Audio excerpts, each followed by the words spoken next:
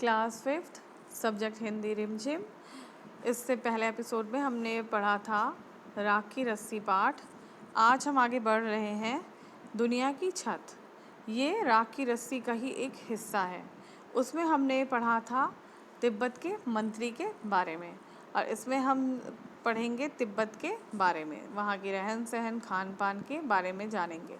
तो चलिए, दुनिया की छत। किसी भी लोक कथा को समझने के लिए उस इलाके की जलवायु, रहन सहन, खान पान और संस्कृति को समझना उपयोगी होता है, जिस इलाके में वह लोक कथा सुनाई जाती है। राख की रस्सी शीर्षक लोक कथा तिब्बत से संबंधित है, जिसे दुनिया की छत कहा जाता है क्योंकि यह बहुत ऊंचे पठार पर स्थित है। पठार ज़मीन के ऐसे भाग को कहते हैं जो मैदान से ऊंचा और पहाड़ से नीचा होता है। तिब्बत के पठार पर खड़े हैं ऊंचे ऊंचे पहाड़ जो हिमालय का हिस्सा हैं। इन पहाड़ों की एक खासियत यह है कि ये कई रंग के हैं: भूरे, लाल, पीले, बैंगनी, गुलाबी, गेरुआ और हरे। ठीक वैसे ही जैसे छोटे बच्चे अपने चित्रों में मन चाहे रंग भर देते हैं। इन पथरीले पहाड़ों में तरह तरह की मिट्टी और खनिज पदार्थ हैं। सूरज की बढ़ती और घटती किरणों के पड़ने से वे पहाड़ अनोखे रंगों में चमक उठते हैं। तिब्बत की हवा में नमी बहुत कम है, इस वजह से यहाँ बरसात और बर्फबारी कम होती है। खुश्क मौसम में पेड़ पौधे बहुत नहीं होते हैं। तिब्बत का पूर्वी भाग ही ऐसा है जहाँ घने जंगल पाए जाते हैं। उन जंगलों में पेड़ पौधे, पशु पक्षियों की दुर्लभ किस्में मिलती हैं। तिब्बत की मिट्टी कहीं रेतीली है, कहीं लाल, पीली तो कहीं काली। तिब्बत में लगभग 1500 झीलें हैं। जैसा आप देख रहे होंगे, इसमें पूरा तिब्बत की एक जानकारी दी हुई है कि तिब्बत में कैसे पेड़ पौधे होते हैं, कैसी जलवायु है, हर तरीके से वहाँ के बारे में हमको बताया गया है। उन जंगलों में पेड़ पौधों, पशु पक्षियों की दुर्लभ किस्में मिलती हैं। तिब्बत की मिट्टी कहीं रेतीली है, कहीं लाल, पीली तो कहीं काली। मिट्टी के बारे में भी बताया है। तिब्बत में लगभग 1500 झीलें हैं। ये झीलें बनती हैं पहाड़ों की बर्फ़ पिघलने से। जो वहाँ झीलें बनती हैं वो वहाँ बर्फ़ के पिघलने से बनती हैं।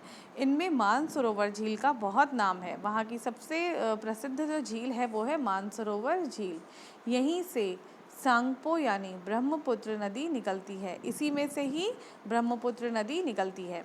काफ़ी ऊंचाई पर बसा होने के कारण तिब्बत बहुत ठंडा प्रदेश है। तिब्बत बहुत ज़्यादा ठंडा है क्योंकि ये बहुत ज़्यादा ऊंचाई पर स्थित है। यहाँ की सर्दी का हाल मत पूछो, ऐसा लगता है जैसे किसी ने फ्रिज में डाल दिया हो। वहाँ इतनी ठंड है कि वहाँ जो लोग रहते हैं उनको ऐसा लगता है कि उन्हें जैसे किसी ने फ्रिज में रख दिया है। और ऊपर से तेज़ ठंडी, पेज नंबर 12, और ऊपर से तेज़ ठंडी हवा चल रही हो, इसीलिए वहाँ के लोग हमेशा भारी भरकम गर्म कपड़े पहने रहते हैं। तिब्बत में जो लोग रहते हैं वो हमेशा ही गर्म कपड़े पहनते हैं। बहुत मोटे मोटे भारी होते हैं जो कपड़े, उनको पहनते हैं। तिब्बती लोगों की घर बनाने की कारीगरी अनोखी है। वहाँ अनोखे घर बनाए जाते हैं। यहाँ लकड़ी के बने हुए बहुमंजिला घर है। बहुमंजिला मतलब बहुत सारी, जिनमें मंजिल हैं, 1 मंजिल, 2 मंजिल, 3 मंजिल। लोग अब पत्थर, मिट्टी और सीमेंट के घर भी बनाने लगे हैं। खिड़कियां भी अधिक बनाई जाती हैं ताकि सूर्य की ढेर सारी रोशनी घर के अंदर जा सके। इन लोगों के घरों में खिड़कियां बहुत सारी होती हैं क्योंकि वहाँ ठंडा है, तो जिससे ज़्यादा घर के अंदर सूरज की रोशनी आ सके। भूकंप से बचाव के लिए दीवारें अंदर की ओर थोड़ा झुकी होती हैं। तिब्बत का सबसे बड़ा शहर है ल्हासा। 3650 मीटर की ऊंचाई पर स्थित होने के कारण यह दुनिया का सबसे ऊंचा शहर माना जाता है।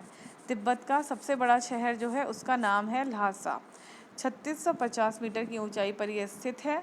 यह दुनिया का सबसे ऊंचा शहर माना जाता है। कपड़ों तथा खाने पीने के लिए यहाँ का बाज़ार बहुत प्रसिद्ध है। यहाँ का जो बाज़ार है वो सबसे ज़्यादा प्रसिद्ध है कपड़े और खाने के लिए। ल्हासा को तिब्बतियों का दिल माना जाता है। ल्हासा जो बोल रहा है शहर है वो बहुत बड़ा है और इसे तिब्बतियों का दिल माना जाता है। इस लेसन को आप फिर से एक बार रीडिंग करना। जो जो यहाँ पे खासियत बताई गई है तिब्बत की, उसे आप अपनी कॉपी में भी नोट कर सकते हैं, अंडरलाइन कर सकते हैं बुक में, और एक बार अच्छे से इसको रीडिंग आप करिएगा।